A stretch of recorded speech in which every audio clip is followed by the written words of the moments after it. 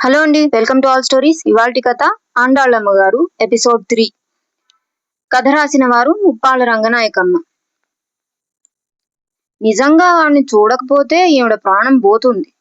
వాణ్ణి చస్తే చూపించను, దృఢ నిశ్చయం చేసుకున్నాడు పార్థసారథి. కాని పద్మావతి భర్తగారి దృఢ నిశ్చయాన్ని సడలించేస్తూ లోపలి గదిలోకి వెళ్లి నిద్రపోతున్న కొడుకుని తీసుకొచ్చి అత్తగారి చేతికి అందించి మరీ ఊరుకుంది. అమ్మ అమ్మ ఎంత ముద్దుగా ఉన్నాడే, పాలు సరిపోతున్నాయి ఏమిటే, పత్రంలో ఉన్నాడు అత్తగారు అంటుంటే పద్మావతికి చీమ గుట్టినట్టు మాత్రం అయింది. చీమే కదా అని దులిపేసుకుంది. పసివెధవ మీదే పడ్డాయా నీ కళ్ళు, నువ్వు లేవు డోల్లాగా అనుకొని మండిపడ్డాడు సారథి. ఆండాళ్ళమ్మ గారు నిద్రపోతున్న పిల్లవాణ్ణి కుదిపేస్తూ, ఇంకా నిద్ర ఏమిట్రా, బామ్మనొచ్చాను చూడరా బాబు, నీకో మంచి బహుమతి తెచ్చాను రోయ్, ఏదే అమ్మాయి ఆ నల్ల సంచి ఇలా పట్రా అంటూ పురమాయించింది. పద్మావతి అర్థం కాకపోయినా ఫలానా నల్ల సంచి తెచ్చి అత్తగారికిచ్చి చూస్తూ నిలబడింది.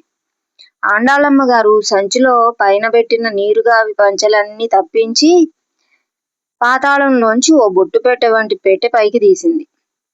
తాళ్లు విప్పి పెట్టె తెరిస్తే అందులో ఓ గుడ్డమూటలో దంతం భరణిలో కాగితం పొట్లంలో ఈవిడ ప్రాణాలు గాని లేవు గదా. ఊపిరి బిగబట్టి కళ్ళు చిట్లించి చూస్తూ మునివేళ్ల మీద నిలబడ్డాడు సారథి. ఏమిటో సస్పెన్స్ భరించలేకపోతోంది పద్మావతి. ఆ తెల్లటి కాగితం పొట్లంలో మరో ఎర్రటి ఉల్లిపొర కాగితం, అందులోంచి 2 పేటల పలకసర్ల గొలుసు తీసి విజయగర్వంతో ఆ దంపతులిద్దరికేసి చూసింది ఆండాళ్ళమ్మగారు. గంట నుంచి బిగబట్టిన ఊపిరంతా గుప్పుమని వదిలేశాడు పార్థసారథి.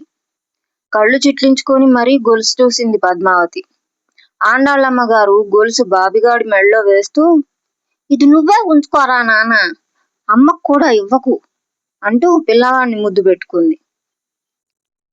ఇదేనా నువ్వు సూర్యం కూతురికి జయించింది, పోనీ దానికే ఉంచేయపోయావా అన్నాడు సారథి.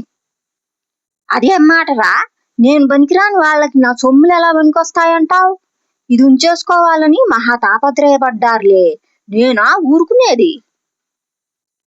పద్మ, బాబు నిద్రపోతున్నాడు, తీసుకెళ్లి పడుకోబెట్టు అంటూ ఆండాళ్ళమ్మ గారి ధోరణికి బ్రేక్ వేశాడు సారథి. పద్మ పిల్లవాడిని తీసుకెళ్తుంటే, అమ్మాయి గొలుసు భద్రం, జాగ్రత్త అంటూ హెచ్చరించింది ఆండాళ్ళమ్మ గారు. పద్మావతి బాబుని పడుకోబెట్టి వంటగదిలో దూరి వేళ కాకపోయినా ముగ్గురికి కాఫీ చేసుకొచ్చింది.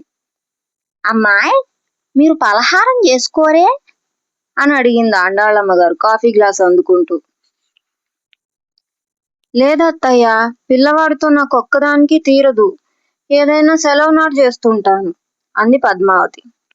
అవును పెద్దమ్మ, నీ కోడలు టిఫిన్ గొప్పగా చేస్తుంది, తయారు చేశాకే పేరు పెడుతుంది అన్నాడు సారథి నవ్వుతూ. ఆండాళ్ళమ్మ గారు కూడా పకపకలాడుతూ నవ్వేసింది.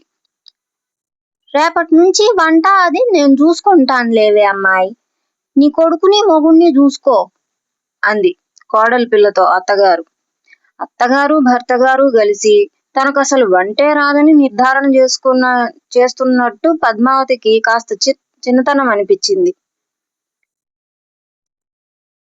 అవును మరి, పెద్దవాళ్ళు చేసినట్టు చేయలేను గదా అని తనకు తానే నచ్చజెప్పుకుంది.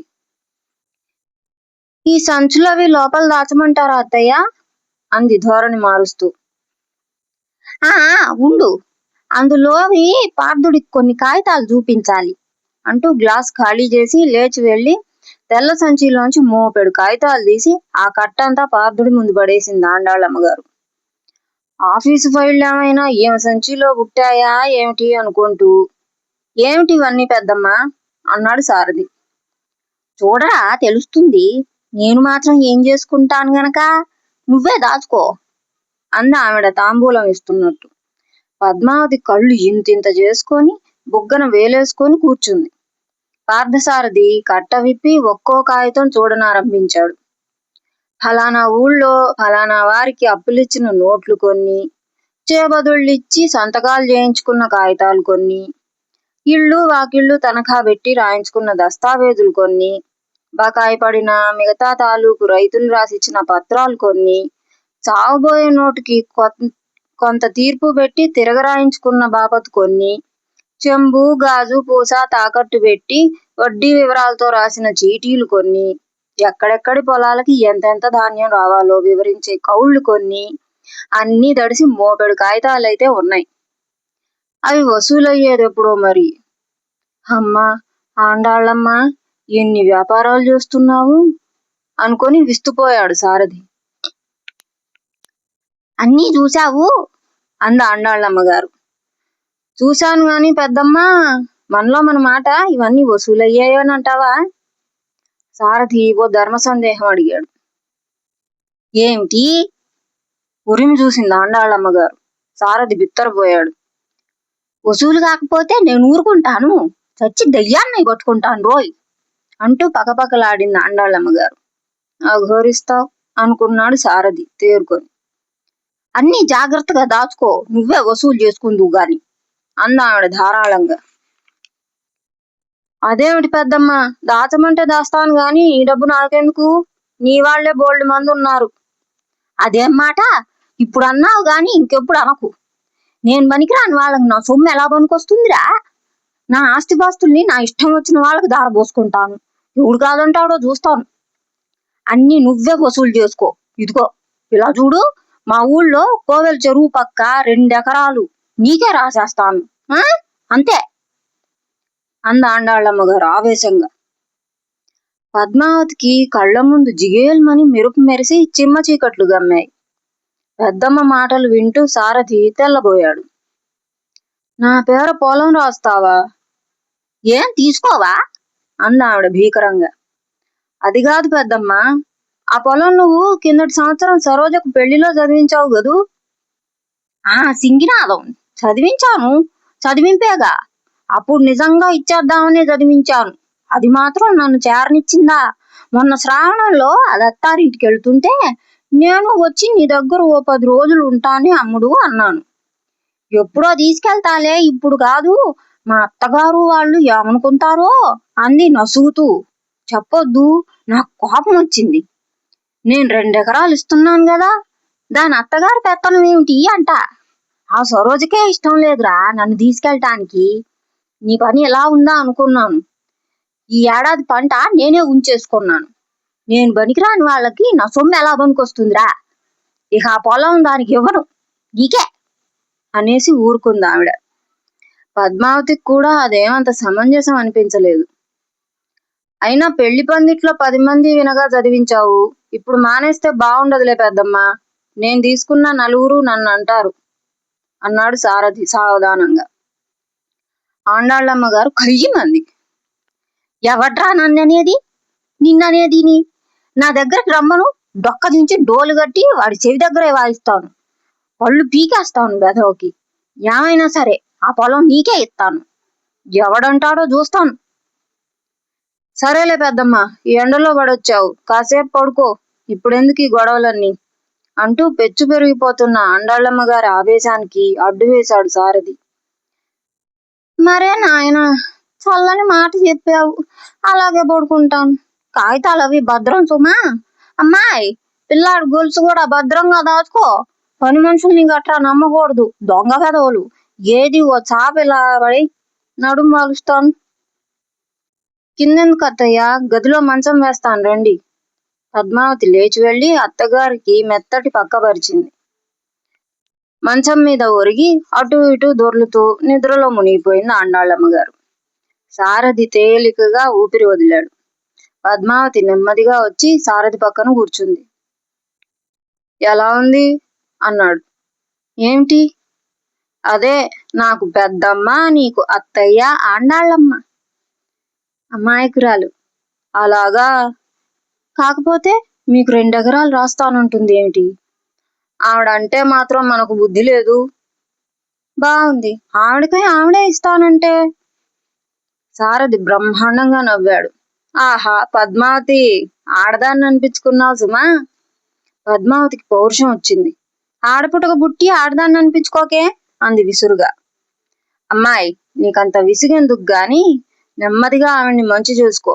ఆవిడకి బోల్డ్ నగా నట్రా ఉన్నాయట, అన్నీ నీకే ఇస్తుంది. ఎంత లేదన్నా ఓ చిన్ని మువ్వల వడ్డాణమైనా ఇస్తుంది. ఇలాగే నువ్వెప్పుడైనా కోప్పడితే తిరిగి తీసేసుకుంటుందనుకో అన్నాడు నవ్వుతూ సారథి. నాకేం అక్కర్లేదు, నేనంత ఆశగొట్టుదాన్నేం గాదు అంటూ రుసరుసలాడుతూ వెళ్ళిపోయింది పద్మావతి. ఆండాళ్ళమ్మ గారు వచ్చి వారం రోజులైంది. ఆ వారం రోజులు ప్రశాంతంగానే గడిచాయి.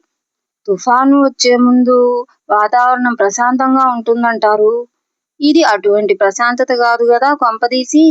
సొంత కొంప కూడా కాదు, అద్దె కొంప అనుకున్నాడు పార్థసారథి. పద్మావతి బద్దకించి పొద్దున్నే లేవలేకపోయినా ఆండాళ్ళమ్మగారే లేచి పనుల్లో జొరబట్టం, పొయ్యి దగ్గర వంటగదిలో పని అంతా కోడలి పిల్ల సాయమైనా లేకుండా అత్తగారే చేసుకుపోవటం, 2 పూట్ల టిఫిన్లు చేస్తూ చేస్తూ సగానికి పైగా రుచి చూసినా లక్షణంగా చేయటం, చంటివాణ్ణి చంకనేసుకొని వాడి చేతుల్లో ఒక అరడజన్ బిస్కెట్లు పెట్టించుకొని సాయంత్రాలపు వేళ పొరుగిళ్లకు దిప్పుకురావటం, పార్థుడు ఇంట్లో లేని ఖాళీ సమయాలన్నీ అత్తాకోడళ్ళిద్దరూ కష్టం సుఖం మంచి చెడ్డ పిచ్చాపాటి చెప్పుకుంటూ సద్వినియోగపరచటం, మధ్యాహ్నం పూట కోడలికి నీతులు బోధిస్తూ, అంటే మొగుణ్ణి ఎలా లెక్క చేయకుండా తిరిగి లొంగ తీసుకోవాలో, జీతం డబ్బులు రాగానే తీసేసుకొని ఎలా దాచిపెట్టుకోవాలో గట్రా. నున్నగా తల దువ్వి గట్టిగా జడ వేయటం. ఆ జడ పద్మావతికి ఎలా నచ్చుతుంది అని అడక్కండి, నచ్చుతుంది అంతే. నీ మంచికే చెప్తున్నానే తల్లి అంటూ అత్తగారు అడపాదడపా మందలిస్తున్నా కోడలి పిల్ల మౌనంగా చిరునవ్వు మాత్రం నవ్వి ఊరుకోవటం, అత్తగారిని గౌరవిస్తున్నాను గదా అనుకుంటూ. ఇత్యాదులన్నీ ఆ ప్రశాంతతలోకే వస్తాయి. ఎంచక్కా హాయిగా ఉంది అనుకుంది పద్మావతి.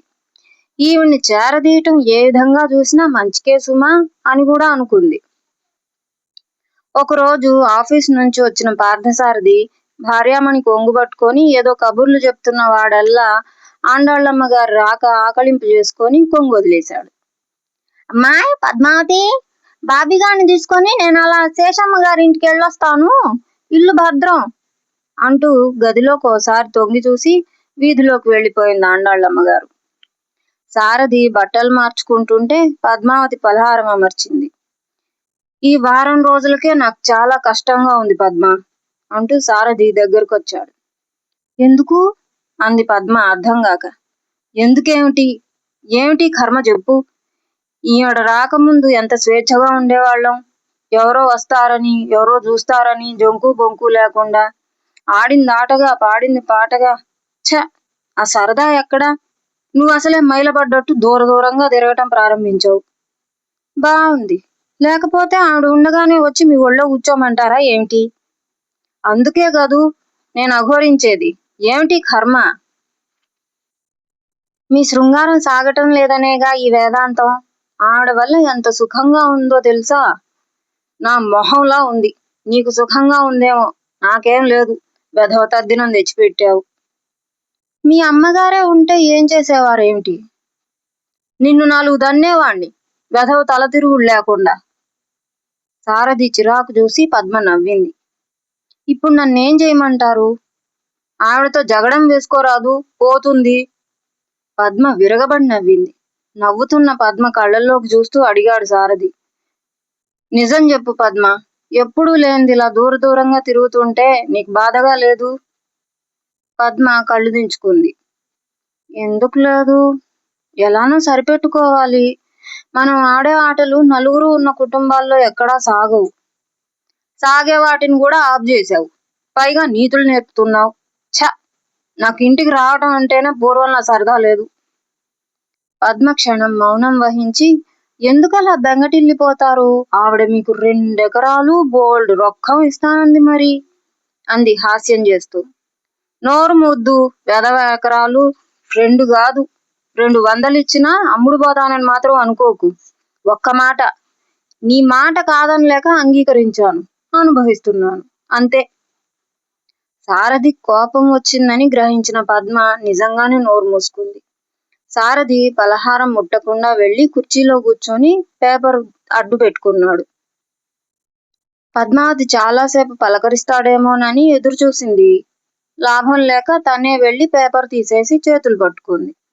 సారథి కరిగి నీరై పద్మని దగ్గరికి తీసుకుంటూ నవ్వేశాడు. పద్మావతి మూతి ముడుచుకుంది. మీకసలు సిగ్గులేదు. ఇప్పుడేగా అలిగారు, అప్పుడే నవ్వేస్తున్నారు అంది. అది నా తప్పు కాదు. భగవంతుడు నాకు సిగ్గు పెట్టలేదుగా ఉన్ను. నేనేం చేసేది అన్నాడు సారథి. నీకేం మాటలు రావు గనక. పోనీ గాని ఆ ఉప్మా చల్లారిపోతుంది. తినేదేమైనా ఉందా? ఏమిటిలా 2 పూట్లు పలహారాలు, పిండి వంటలు చేసేస్తున్నారు? నేనేమైపోవాలి? ఇప్పటికి అప్పులు సెప్పులు ఎరగను. ఇక అన్ని ఆనందాలు చూపిస్తారు కాబోలు. ఆవిడ చేస్తానని తయారవుతుంటే వద్దని ఎలా చెప్పనేమిటి? ఏదో చూచాయిగా అన్నా ఆవిడకు అర్థం కావట్లేదు. ఎందుకు కాదు, అర్థం చేసుకోదు. ఇంతకీ నిన్ను మంచి చేసుకుంది, ఆవిడకేం లోటు? కథ నచ్చితే లైక్ చేయండి, షేర్ చేయండి, సబ్స్క్రైబ్ చేయండి అండ్ కమెంట్ చేయండి. నెక్స్ట్ ఎపిసోడ్ రేపు మళ్ళీ పెడతాను. Thank you for watching.